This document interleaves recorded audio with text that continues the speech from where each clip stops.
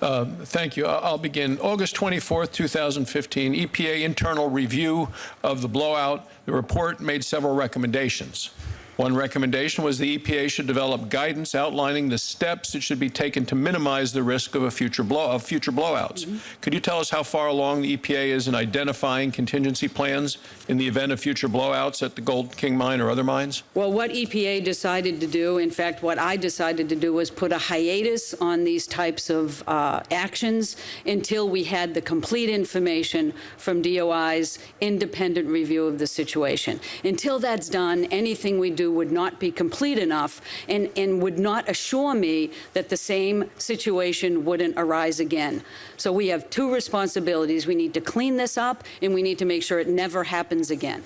In terms of the cleanup, during the EPA briefing for committee staff last week, agency officials were asked why the resources like water and hay for livestock, additional environmental testing were being pulled back from the tribes, and the agency officials told the committee staff that the resource decision was based on the Center for Disease Control's recommendation that there would be no threat of health impacts of exposure. So according to the EPA's own Children Environmental Health Facts website, it says your agency, it says, quote, currently no level of lead in the blood can be identified as safe for children. I believe that as a doctor that we, to be concerned about that. So the agency releases 3 million gallons of toxic pollutants, heavy metals, including lead, into waterways which cross these lands of the tribes. And can you tell this committee and the tribes represented here today that there's not going to be any health impacts to the tribal communities and their children from this poisonous spill? Because at this point, the resources have been pulled back because they say everything's safe. Well, let me answer your question and clarify just a little bit. Because of the quick action of President Begay, there was no input of this water into drinking water supplies. The challenge that I think that we're working through with the president is really looking at, now that it's returned to pre-event conditions, the quality of the water. It now, according to EPA samples, and the tribe has split sampled and taken their own, that this has returned to pre-event conditions.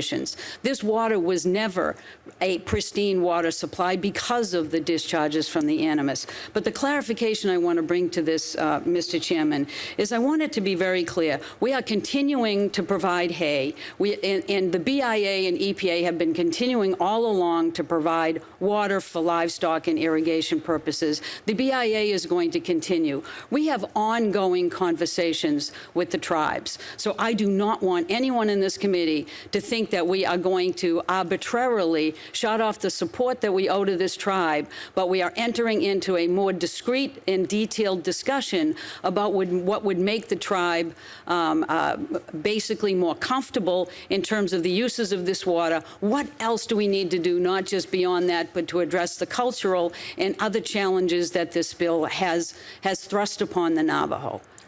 Now, since the responsibility for the spill lies with the EPA, the agency, I believe, has to go above and beyond the standard response to address the needs of the communities impacted, specifically the tribal communities.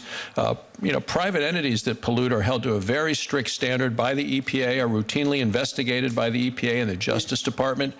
So the question today is, has anyone been fired at the EPA as a result of the spill? Anyone been disciplined, suspended, reassigned, anyway, sanctioned in any way as a result of the spill? Anyone held accountable for the actions that resulted in this spill? Well, sir, if you look at what led to the actions that EPA took, you would see that both the EPA and the Colorado Division of Reclamation and Mining and Safety worked together to develop this work plan that was carried out.